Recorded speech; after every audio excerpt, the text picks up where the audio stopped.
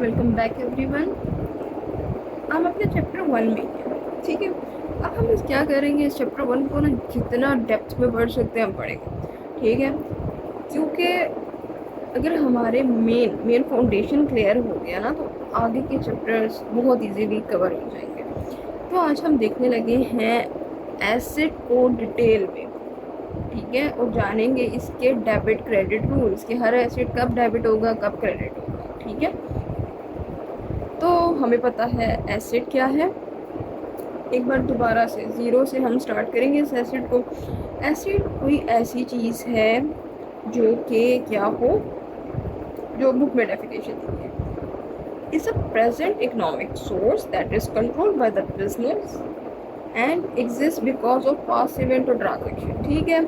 ये एसेट क्यों आएगा आपके बिजनेस में, किसी पास्ट इवेंट की वजह से आएगा, किसी ट्रांजैक्शन की वजह से आएगा, ठीक है, आपके बिजनेस में। तो हमने बात की थी इसको याद करने के लिए एक बहुत आसान बात, एक कि आप इसको कंट्रोल कर सको, ठीक है। दूसरी बात हमने की थी ये आपका रिसोर्स होता है, कंट्रोल और ऑन करना, ठीक है। और तीसरी बात की थी ये रिसोर्स आपको क्या देगा, इकोनॉमिक बेनिफिट देगा, लेकिन कब, फ्यूचर में।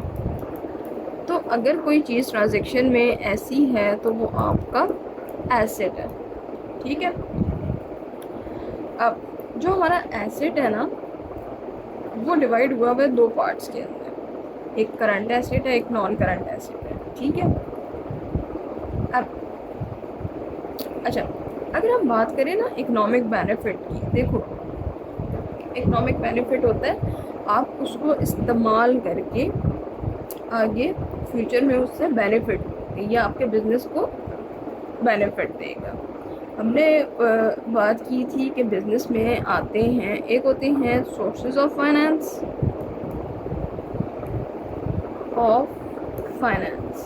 और इन सोर्सेज से हम ख़रीदते हैं, इन सोर्सेज से हम ख़रीदते हैं। अच्छा, इसको यहाँ पे कर देते हैं। एक होते हैं सोर्सेज ऑफ फाइनेंस, ठीक है, जो कि हमने कहा था एक लेंडर से देते हैं, यानी जो थर्ड पार्टी होती है, और कुछ ऑनर बिजनेस के अंदर इन्वेस्ट करते हैं, ठीक है। और इन सोर्सेज ऑफ फाइनेंस हम क्या ख़रीदते हैं, रिसोर्सेज ख़रीदते हैं जो बिज़नेस को रन करते हैं, और इन रिसोर्सेज को हम एसेट कहते हैं। और ये यूज़ होते हैं बिज़नेस रन करने के लिए, और बिज़नेस रन क्यों करता है, प्रॉफिट जनरेट करने के लिए। तो ये ख़रीदे जाते हैं प्रॉफिट को जनरेट करने के लिए, या इधर डायरेक्टली प्रॉफिट जनरेट करके देते हैं और इनडायरेक्टली प्रॉफिट जनरेट करके देते हैं, ठीक है। ये क्या करते हैं, डायरेक्टली प्रॉफिट जनरेट करके देते हैं या इनडायरेक्टली,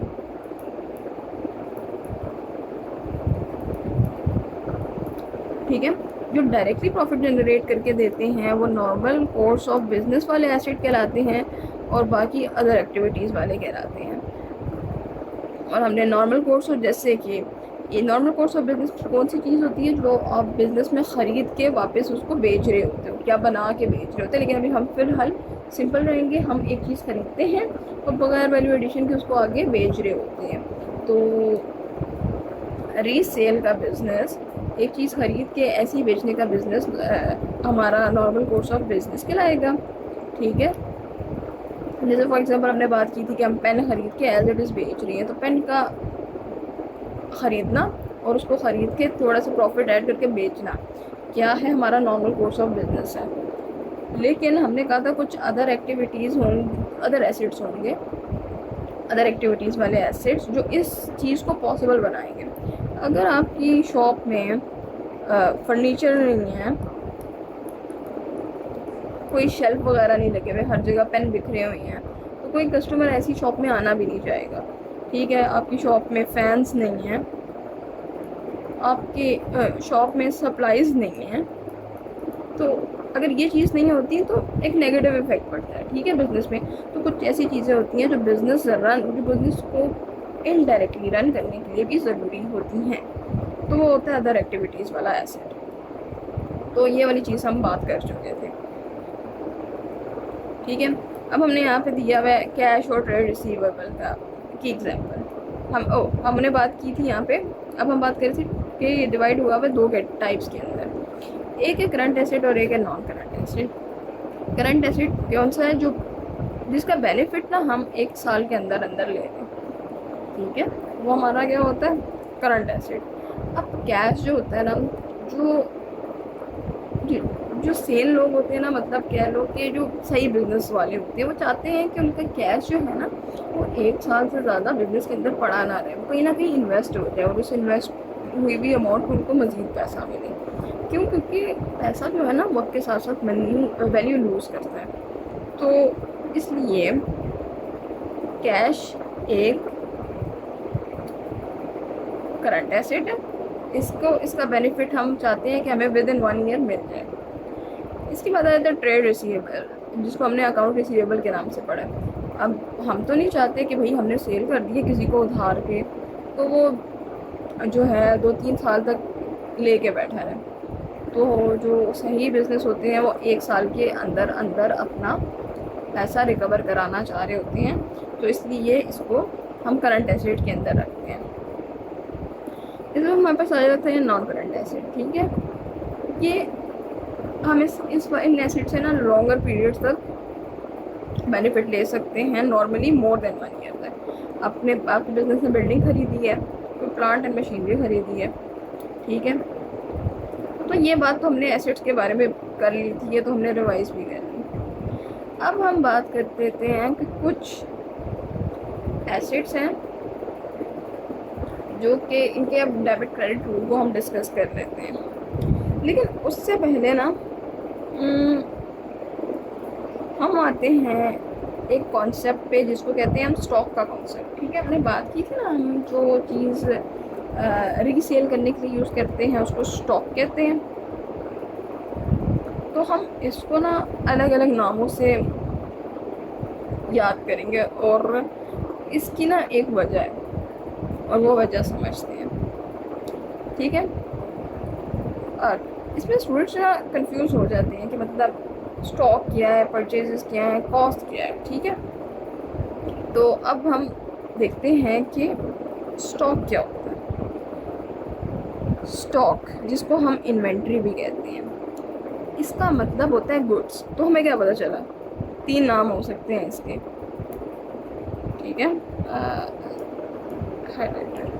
3 नाम, स्टॉक, इन्वेंट्री, गुड्स, ठीक है। दैट अ बिजनेस बाय, जो कि बिजनेस बाय करता है, क्यों?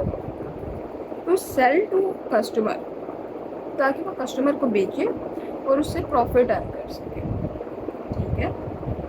पहली बात ये कि इनके 3 नाम हैं, स्टॉक, इन्वेंट्री, गुड्स, ठीक। ये बिजनेस खरीदता है, क्यों? ताकि सेल कर सके अपने कस्टमर को और प्रॉफिट अर्न कर सके।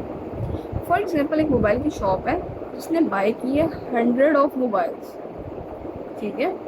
अब ये जो फ़ोन्स हैं ये उस शॉप के लिए स्टॉक है, ठीक है। अब स्टॉक क्या करता है, बिजनेस ऑन कर रहा होता है, ठीक है। जब तक ये फ्यूचर में फ़ायदा नहीं दे देगा तो ये क्या है, एसेट आपका, ठीक है। आपने फ़ोन्स लिए, फ़ोन्स आपके बिजनेस में आ गए, ठीक है। अब फ़ोन्स क्या हैं, एसेट हैं, इन एसेट बिजनेस में इंक्रीज़ हुए, डेबिट हो जाएंगे। अब फ़ोन्स आपने पैसों से लिए होंगे या उधार से लिए होंगे, हम उस चीज़ को फ़िलहाल नहीं देख रहे। तो अगर फॉर एग्जांपल कह देते हैं कैश से लिया, तो कैश से लिया है तो कैश भी एसेट है, और एसेट जब कम हो जाता है तो वो कहलाता है क्रेडिट, ठीक है। अब हम समझते हैं कि स्टॉक एक एसेट क्यों है, ठीक है, कैसे ये एक एसेट बना। अब हमने बात की कि एसेट कोई ऐसी चीज़ होती है जो बिजनेस ऑन कर रहा होता है, कंट्रोल कर रहा होता है, जिससे फ्यूचर में बेनिफिट मिले, और ये तीनों कंडीशंस हमारा स्टॉक मीट करता है, ठीक है। बिजनेस ऑन करता है गुड्स को, अपनी मर्जी से उनको कंट्रोल कर रहा होता, जब चाहे सेल करता, जब चाहे नहीं करता। ठीक है, और इससे बेनिफिट कैश की फॉर्म में मिलता है, प्रॉफिट की फॉर्म में मिलता है, कब? जब हम इनको सेल कर देते हैं। इसलिए हमारा जो स्टॉक है, इन्वेंट्री है, वो हमारा करंट एसेट कहलाता है। अच्छा, अब कुछ चीज़ें हैं, ठीक है। वो चीज़ें क्या हैं? एक है परचेज, ठीक है, और दूसरी है सेल। एक आप क्या काम करते हो, एक में आप परचेज करते हो, एक आप सेल करते हो, और ये दोनों चीज़ें किस पे अप्लाई हो रही होती हैं? स्टॉक पे। ठीक, तो जब आप स्टॉक खरीदोगे तो उसको रिकॉर्ड करोगे परचेज के नाम से। ठीक है, तो परचेज क्या है? Buying of stock. ठीक है, इसलिए रीसेल के लिए। अब आपने क्या किया, आपने ग्रॉसरी स्टोर से बाई किए राइस, शुगर, टी, तो ये आपकी क्या है? सारी आपकी परचेज है। ठीक है, जब भी परचेज होगी आपका स्टॉक इंक्रीज होगा। देखो, अब स्टॉक इंक्रीज होगा, हम कहते हैं ये हमारी एक बास्केट है। ठीक है, ये बास्केट है और इस बास्केट का नाम है स्टॉक। इस बास्केट में हम वो आइटम्स रखते हैं जो हमने रीसेल करनी है। ठीक है, जब हम परचेज करेंगे तो ये बास्केट इंक्रीज कर जाएगी। ठीक है, और जब हम सेल करेंगे तो ये बास्केट डिक्रीज कर जाएगी। ठीक, जब ये है क्या? स्टॉक है क्या? स्टॉक हमारा एसेट है। जब एसेट इंक्रीज करेगा तो हमने बात की थी वो डेबिट होगा, और जब ये डिक्रीज करेगा in the form of sale तो ये क्रेडिट हो जाएगा। ठीक है, लेकिन हमारा अभी फोकस सेल नहीं है, हम अभी एक समझ रहे हैं एसेट को, और एसेट के लिहाज से परचेज। ठीक, तो पता चल गया हमें कि कैसे इंक्रीज होता है एसेट में, और ये डेबिट क्यों कहलाता है। ठीक है, तो अब जब भी ये लिखा हो, या तो ये गुड्स की फॉर्म, अच्छा हमने उसके नाम पढ़ लिए होंगे, तो आपने क्या करना है, आपने लिखना है, अगर आपने स्टॉक खरीदा तो आप उसको रिकॉर्ड करोगे फ़िलहाल के लिए परचेजेस के नाम से। ठीक है, ये अच्छा, अभी हम क्यों कर रहे हैं इसको परचेजेस के नाम से? हम इसको स्टॉक भी तो ले सकते हैं। देखो, एक कॉन्सेप्ट होता है कॉस्टिंग और प्राइसिंग का। ठीक है, अगर अभी ऐसे नहीं करोगे तो बाद में उस कॉन्सेप्ट में कंफ्यूज हो जाओगे। तो इसलिए फ़िलहाल के लिए आपने क्या करना है, जब आप स्टॉक खरीदोगे तो उसको परचेज के नाम से रिकॉर्ड करोगे। ठीक है, अच्छा,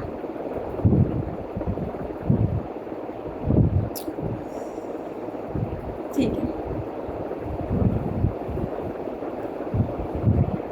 ओके। अब क्यों हम डेबिट कर रहे हैं परचेजेस को इंस्टेड ऑफ स्टॉक? ठीक है, क्वेश्चन आया क्यों हम कर रहे हैं।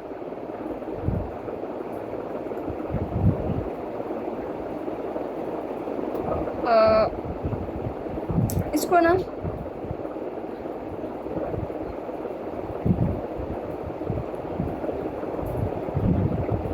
इसको हम ऐसे करते हैं,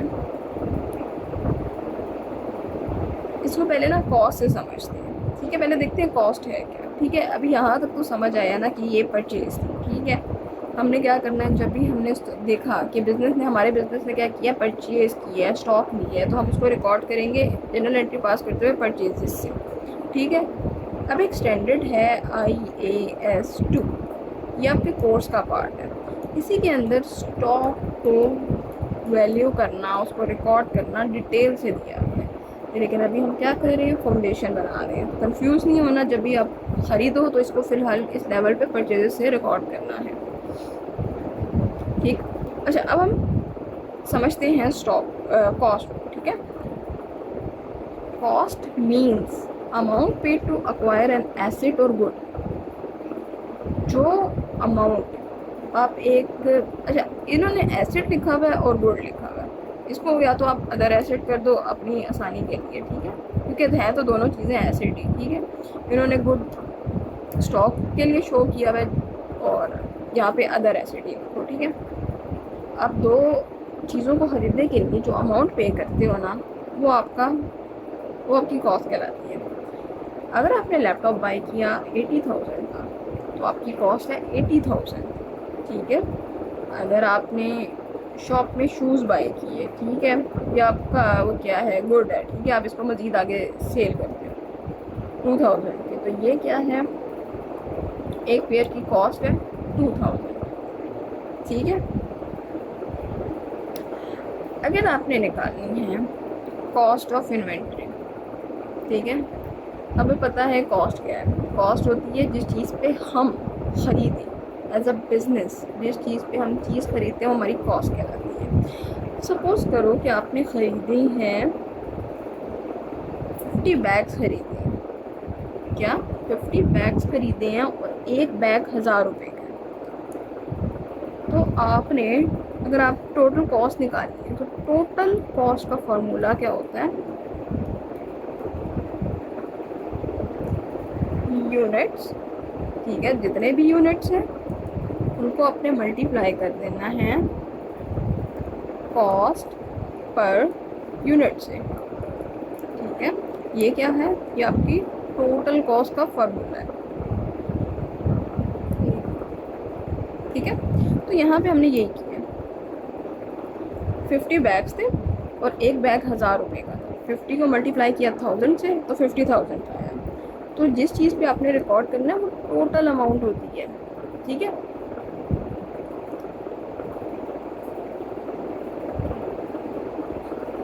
तो आपने इन्वेंट्री को रिकॉर्ड कर लिया 50,000 रुपीज़ पे, और हमने क्या बात की, हमने बात की परचेज़ की, ठीक है। परचेज़ के लिए हम कॉस्ट को यूज़ करते हैं और सेल के टाइम पे हम कॉन्सेप्ट समझेंगे सेल प्राइस का, सेल प्राइस का और प्रॉफिट का। इसलिए इन दो चीज़ों को अलग किया हुआ है, हालांकि ये क्या है, एक ही बकेट का पार्ट है। अच्छा, इसके बाद बात की भी कब एक जो स्टॉक है वो एसेट नहीं रहता।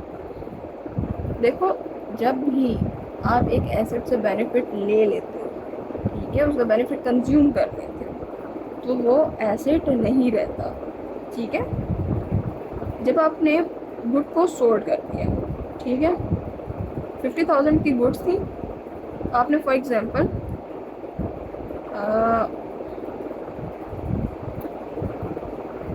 इसको सिंपल रखते हैं, ठीक है। इसको सिंपल रखने के लिए हम फिलहाल समझते हैं, अभी तक हम ज़्यादा उसके अंदर नहीं जाएंगे, अमाउंट्स के अंदर नहीं जाएंगे, हमने सिर्फ अभी कॉस्टिंग और परचेज़ को समझा। सेल के टाइम पे पूरी बात समझेंगे, ठीक है। अच्छा, फ्लो ऑफ गुड्स समझते हैं कैसे होता है। आप गुड्स लेते हो, बिज़नेस में एसेट इंक्रीज हो जाता है, आप वो बिज़नेस के अंदर स्टोर करते हो, फिर आप क्या करते हो, अपने कस्टमर को सेल कर देते हो। जब सेल कर देते हो तो वो इन्वेंट्री कम हो जाती है और एक्सपेंस बढ़ जाता है, ठीक है। अब ये एक्सपेंस कब बढ़ेगा, जब हम सेल करेंगे, तो ये चीज़ हम समझेंगे, ये वाला पार्ट हम समझेंगे सेल के सेक्शन में, ठीक हो गया। ओके, एंट्री क्या पास करते हैं, ठीक है। अगर आपने बाय किए हैं गुड्स 1,00,000 रुपये के, ठीक है, ये 1,00,000 रुपये क्या है, याद रखना ये कॉस्ट है, ठीक है। आपने एंट्री पास करनी है परचेज डेबिट, जैसे हम करते हैं, इनको कैसे करते हैं, परचेज डेबिट एंड क्रेडिट, ठीक है, 1 लाख से, और कैश क्रेडिट, अगर हमने कैश पे सेल की हुई है तो कैश क्रेडिट, बैंक पे सेल की हुई है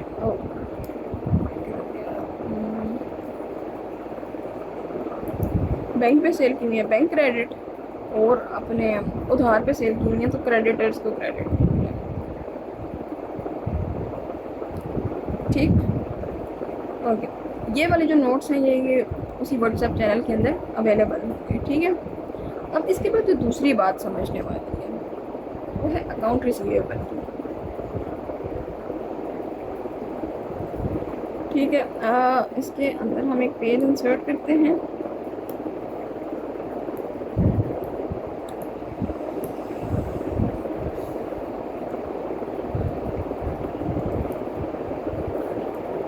ये वाला माइंड मैप मैं यहीं बना देती हूँ, ठीक है, ताकि बार बार कंफ्यूज डिवाइस करने में आसानी रहे। हमने कहा हमारे पास एसेट्स होते हैं, ठीक है, एसेट्स हमारे पास, हमने कहा एक नॉर्मल कोर्स ऑफ बिजनेस में यूज़ होते हैं,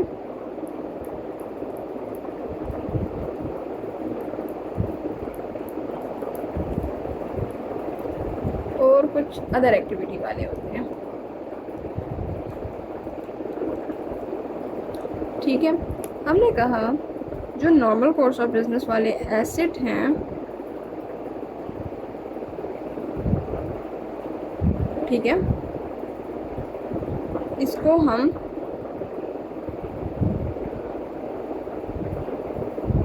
रिकॉर्ड करते हैं स्टॉक।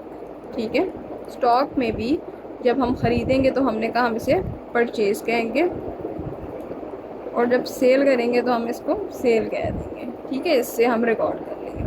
अदर एक्टिविटी वाले में हमने कहा कि हम उस एसेट का नेम यूज़ करेंगे। ठीक है, नेम ऑफ एसेट।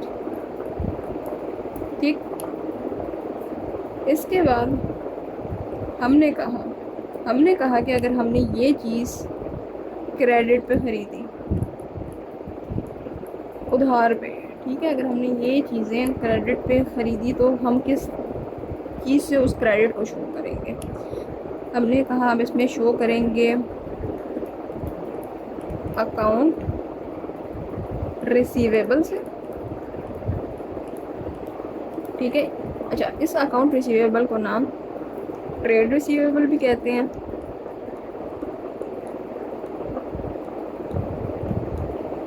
ठीक है, और इसको क्या कहते हैं, डेटर्स का नाम भी देते हैं।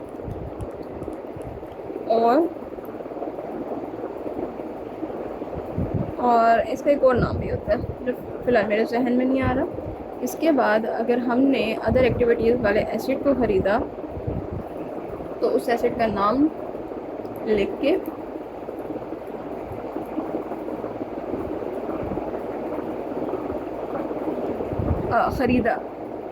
ख़रीदा नहीं, बेचा। ठीक है, क्योंकि ये हमारा क्या है, एसेट है। ठीक है, एसेट या तो हम नॉर्मल कोर्स ऑफ बिजनेस वाला होगा हमारे पास, या अदर एक्टिविटी वाला होगा। ठीक है, ठीक, अगर हमने normal business course of business वाला में ख़रीदा तो हम उसको परचेज़ कहते हैं, बेचा तो उसको सेल कहेंगे। ठीक है, इसमें हमने कहा हम नेम ऑफ एसेट यूज़ करेंगे। अगर वो चीज़ हमने क्रेडिट पे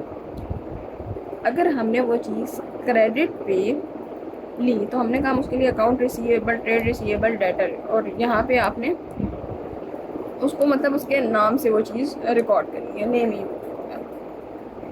ठीक, अब हम किस चीज़ को पढ़ने लगे, इस अकाउंट रिसीवेबल। अच्छा, ये है इनके नाम, अकाउंट रिसीवेबल, ट्रेड डेटर और ट्रेड रिसीवेबल। अच्छा,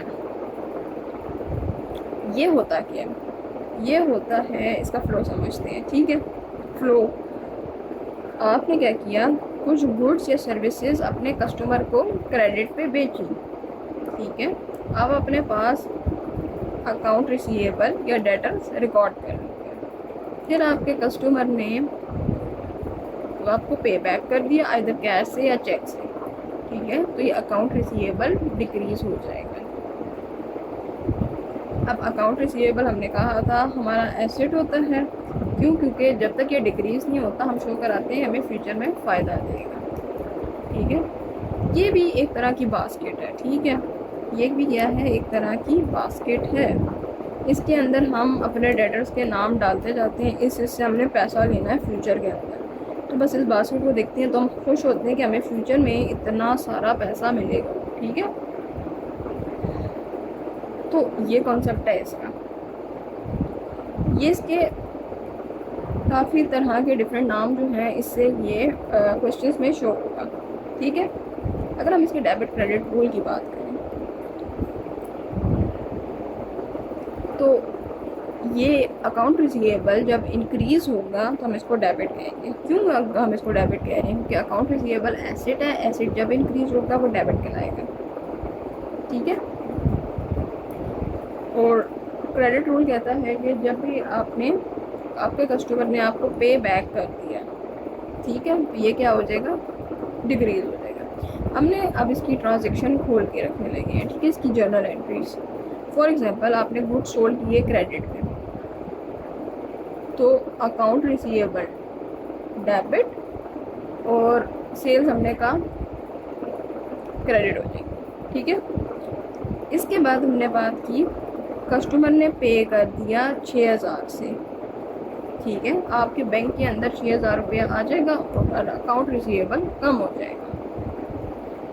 अच्छा, अब ये आपके कस्टमर ने गुड्स रिटर्न कर दिए, ठीक है। अब ये रिटर्न का कॉन्सेप्ट क्या है ये भी हम समझते हैं, ठीक है।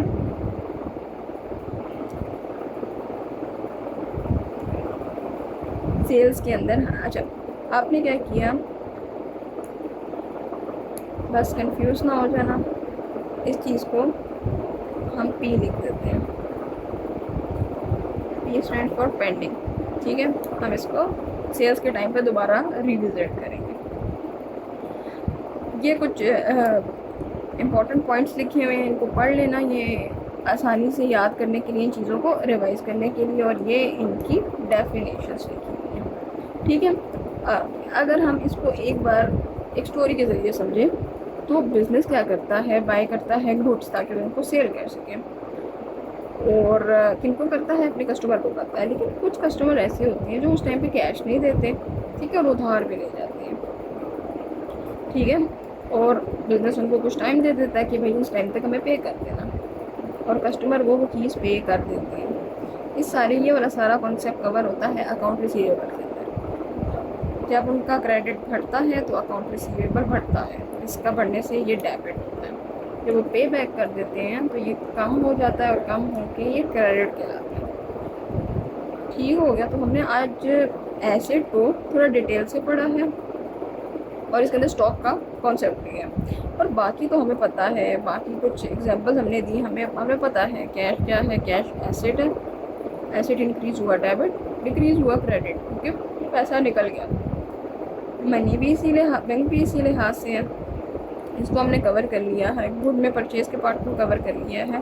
कंप्यूटर अदर एसेट है, डिस्प्ले इक्विपमेंट, ये चीज़ें, इनके बारे में हम बात कर चुके हैं। तो ये था आज का हमारा डिटेल में एसेट और उसके साथ डेबिट क्रेडिट